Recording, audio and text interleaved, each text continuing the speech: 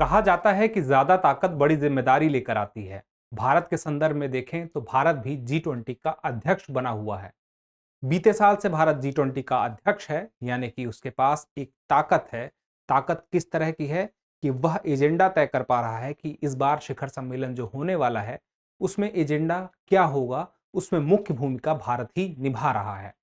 तो यह G20 की जो शिखर सम्मेलन है, इसी माह सितंबर में 9-10 सितंबर को दिल्ली में आयोजित होने वाली है। इस वजह से यह जानना जरूरी है कि आखिर G20 क्या है, क्यों इतना महत्वपूर्ण है और पूरी दुनिया में किस तरह से यह अपना प्रभाव दिखाता है, यह हमें समझना होगा। इसके शिखर सम्मेलन को भी समझना होगा। तो इन सारी बातों को आज हम विस्तार से समझेंगे आज के हमारे इस टॉपिक में। तो चलिए शुरू करते हैं। मैं हूं केवल आपके सामने और आप देख रहे हैं इन फोकस प्रोग्राम। तो चलिए यहीं से हमारी सबसे पहले बात होगी कि आखिर हम क्या क्या पॉइंट कवर करने वाले हैं आज। तो G20 के बारे में सबसे पहले तो हम यह देखेंगे कि खबर क्या है। उसके बाद हम जानेंगे कि G20 की पूरी पृष्ठभूमि क्या है, बैकग्राउंड क्या है, किस वजह से G20 की स्थापना की गई है।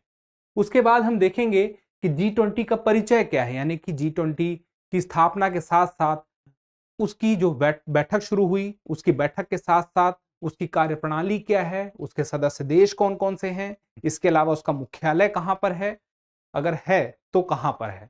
उसके बाद देखेंगे क्यों होता है G20 शिखर सम्मेलन, यह शिखर सम्मेलन कब से शुरू हुआ और क्यों हो रहा है, इसके पीछे की वजह क्या है। उसके बाद हम जानेंगे पूरी कार्यप्रणाली G20 के कार्य की कि किस तरह से वह कार्य करता है।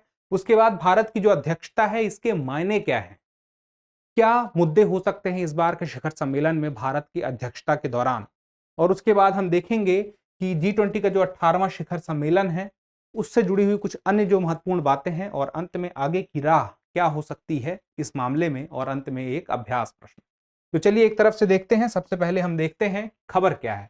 How the G20 become a premier forum for international economic cooperation. अंतरराष्ट्रीय आर्थिक सहयोग के मामले में कैसे एक बहुत बड़ा मंच बन गया है आपका G20। अब इस बात को समझने के लिए हमें शुरुआत से देखना होगा। शुरुआत कहां से होती है G20 की पृष्ठभूमि से, यानी कि इतिहास के पन्नों में देखें तो एशियाई वित्तीय संकट 1997 जुलाई में शुरू होता है। और जुलाई 1997 में एशियाई वित्तीय संकट की शुरुआत होती है थाईलैंड से। क्या है यह एशियाई वित्तीय संकट? दरअसल एशिया के, मुख्य रूप से देखा जाए तो पूर्वी एशिया के जो देश थे, बहुत सारे देश, थाईलैंड से शुरुआत हुई, फिर इंडोनेशिया, दक्षिण कोरिया, और यह लिस्ट काफी लंबी है। दक्षिण के बाद कॉमा लगा है, इसको हटाते हैं।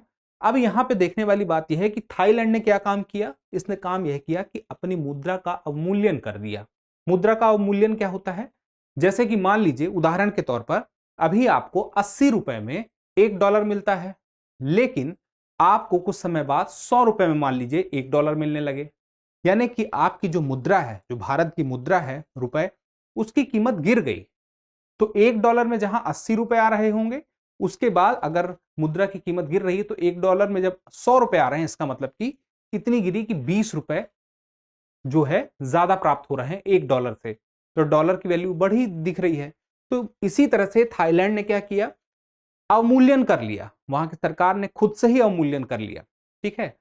अब उसके करने से क्या हुआ, अब अपनी कीमत गिरा दी अपनी मुद्रा की, तो उसकी वजह से बहुत सारे देशों ने इस चीज को अपना लिया, मुद्रा की कीमत गिरा दी। और गिरा क्यों रहे थे?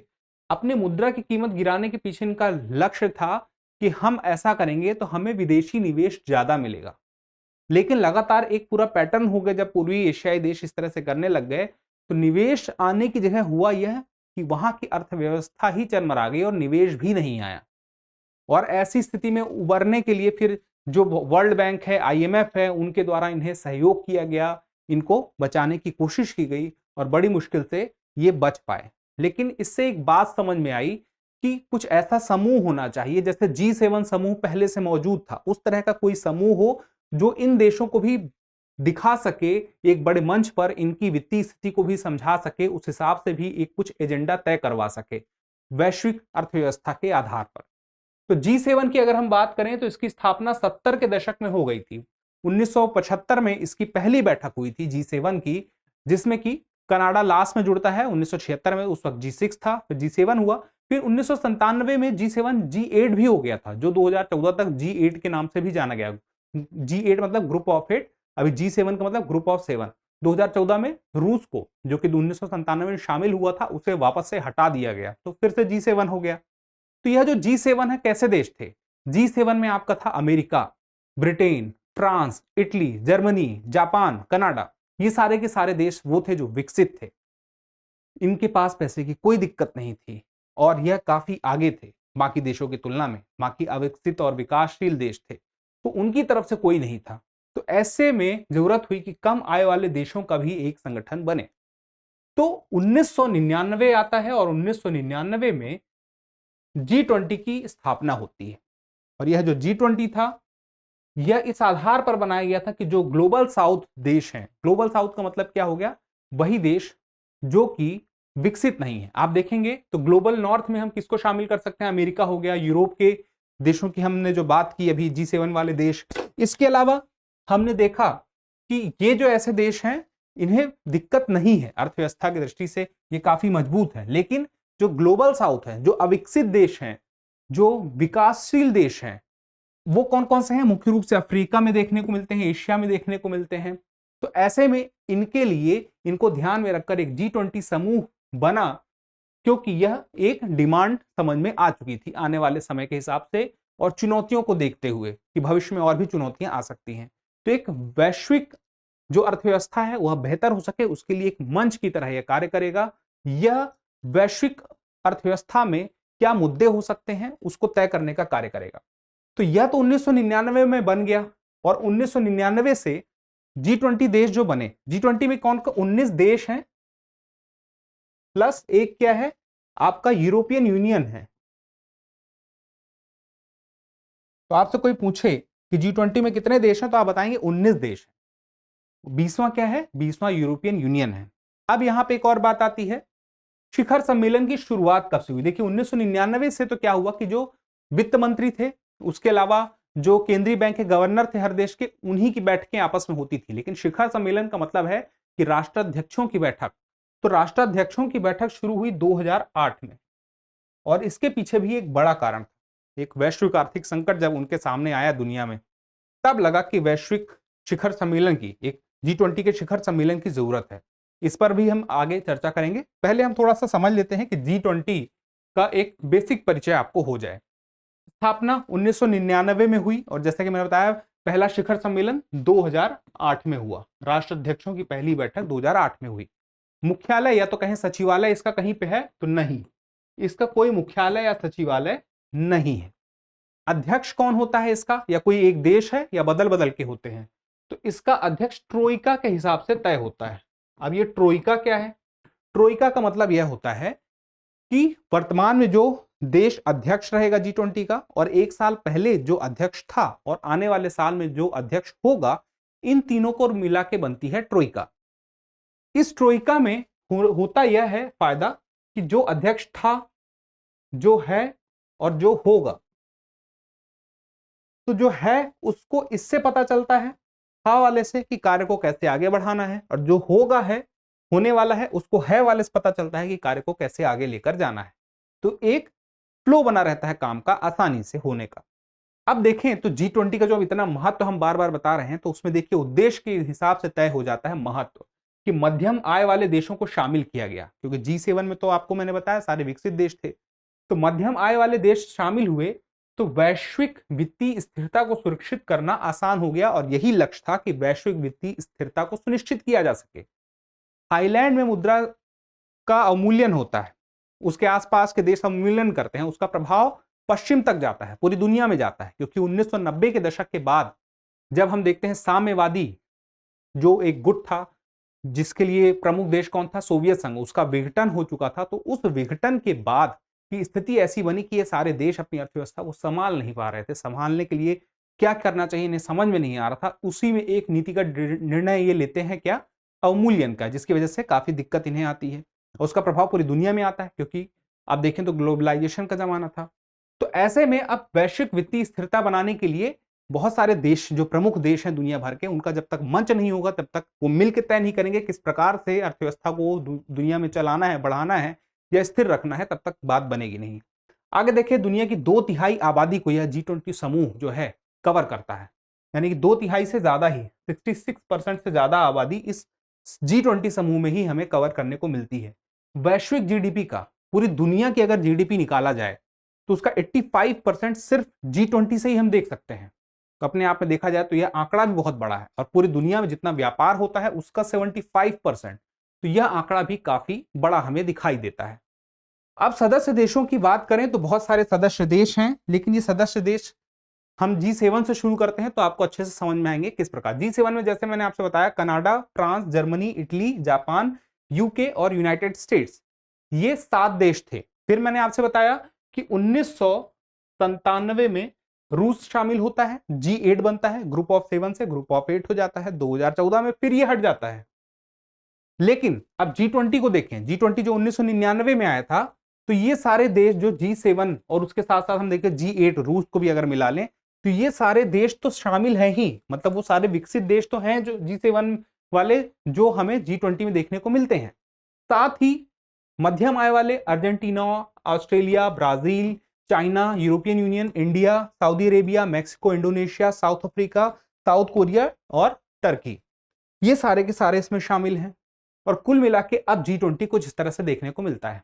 आपके सामने सारे देशों के नक्शे हैं, सॉरी नक्शे नहीं हैं, उनके फ्लैग हैं, उनके झंडे हैं, जिनसे आप उनको पहचान सकते हैं। अगर नहीं पहचानते तो कोशिश कीजिएगा झंडों को देखकर भी आप किसी देश को पहचान सकें। अब आगे देखिए, बात आती है जो G20 के सदस्य देश हैं सारे के सारे, ये सारे के सारे सदस्य देश किस तरह से ग्रुप में बटे हुए हैं। कुल कितने ग्रुप हैं? ग्रुप 1, 2, 3, 4 और 5। तो G20 सदस्य देश में 5 ग्रुप हैं, ये बात आपको पता होनी चाहिए। और भारत किस ग्रुप का सदस्य है? तो भारत ग्रुप 2 का सदस्य है। और ग्रुप 2 में कौन कौन से हैं? भारत के अलावा रशिया है, साउथ अफ्रीका है और तुर्की है। तो ये बात याद रहेगी आपको। कौन कब कब अध्यक्ष बना उसके साल भी कहीं कहीं पे आपको देखने को मिल रहे हैं। 2023 में भारत आपको दिखाई दे रहा है। ग्रुप 1 में कौन है? Australia, Canada, Saudi Arabia, United states. अब यहां पे बात यही है कि किसी भी ग्रुप में 4 से ज्यादा देश आपको देखने को नहीं मिलेंगे, ये बात याद रखिएगा। हर ग्रुप में कितने देश होंगे? 4 देश पर ग्रुप, ठीक है। ग्रुप 3 में अर्जेंटीना, ब्राजील, मैक्सिको, उसके बाद France, Germany, Italy, United kingdom. उसके बाद आप देखेंगे आगे बढ़ेंगे तो चाइना, इंडोनेशिया, जापान और साउथ कोरिया। तो इस तरह से इन देशों को समूह में इस तरह से बांटा गया है। कुछ अतिथि देश भी हैं, जो शिखर सम्मेलन होगा उसमें अतिथि देश भी आएंगे। भारत में अभी सितंबर में जो नई दिल्ली में देश आएंगे, यह सारे सदस्य देश तो आएंगे ही। सुनने में आया है कि रूस की तरफ से पुतिन नहीं आएंगे। तो अब देखते हैं तो Bangladesh, Egypt, Mauritius, Netherlands, Nigeria, Oman, संयुक्त अरब अमीरात, स्पेन, सिंगापुर, ये सारे के सारे कौन हैं? अतिथि देश हैं।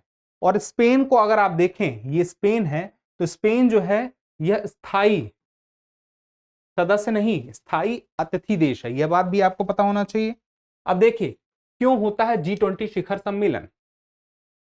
मैंने शुरुआत में आपसे बात कही थी वैश्विक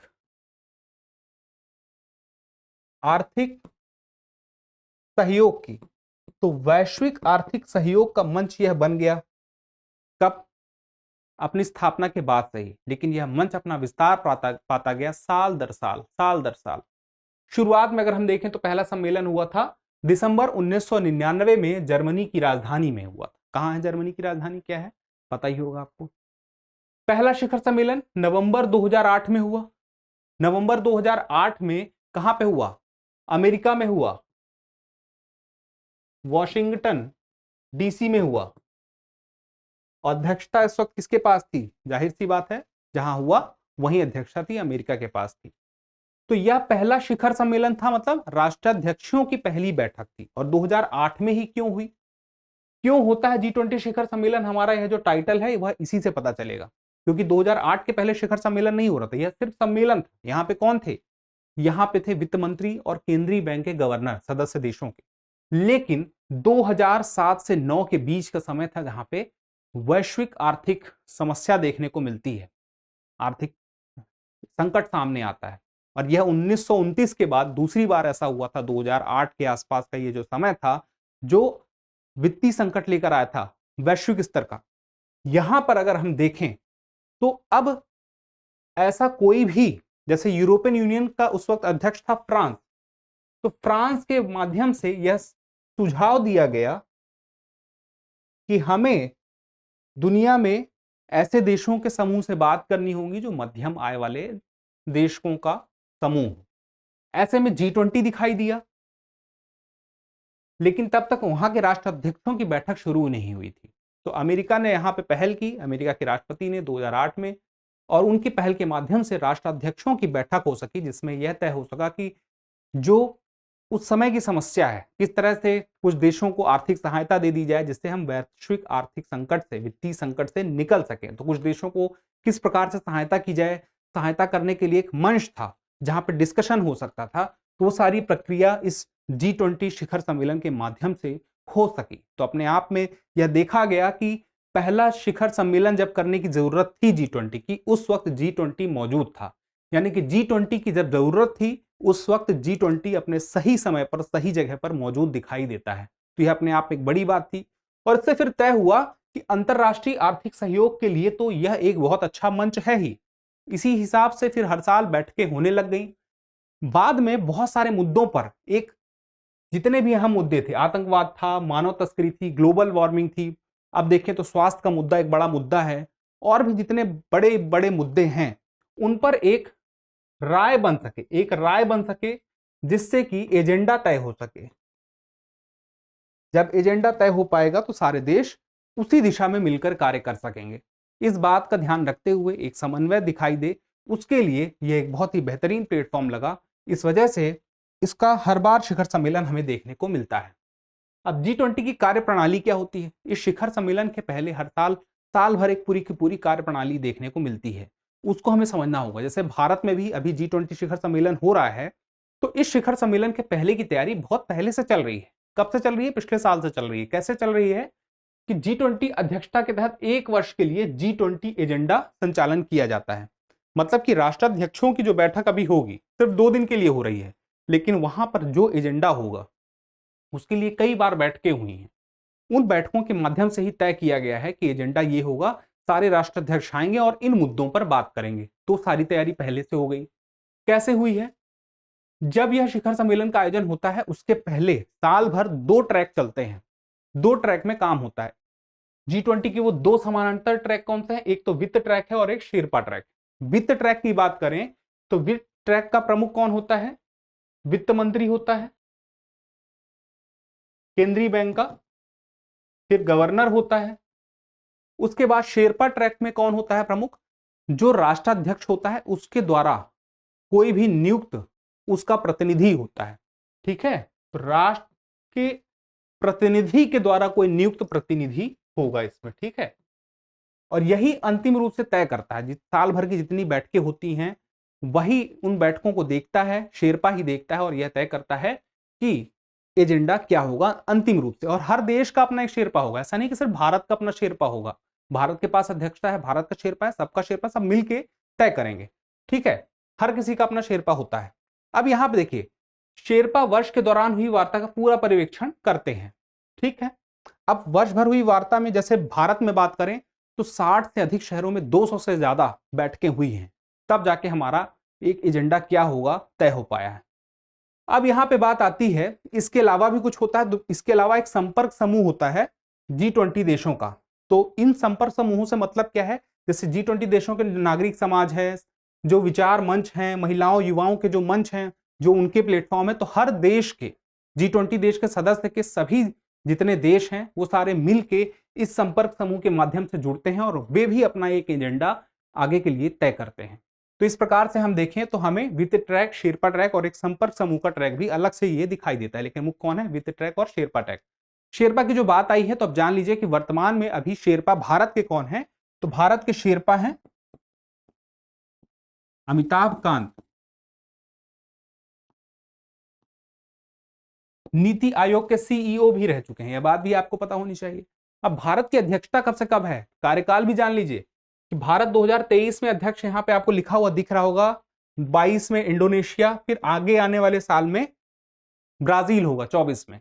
लेकिन एक तय समय, एक तय तारीख अगर मैं आपको बताऊं तो 1 दिसंबर से 2022 से भारत 30 नवंबर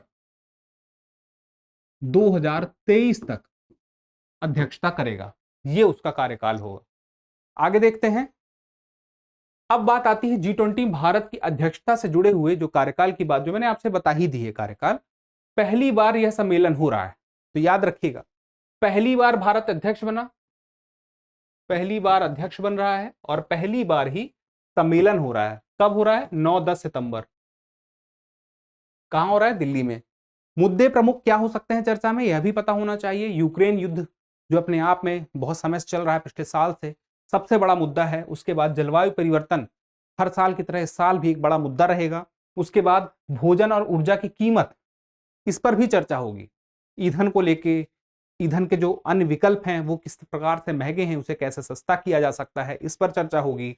इसके अलावा ग्लोबल साउथ को समर्थन किया जाए। ग्लोबल साउथ को समर्थन करने की क्यों जरूरत पड़ रही है? देखिए, एक समय था उपनिवेशवाद का।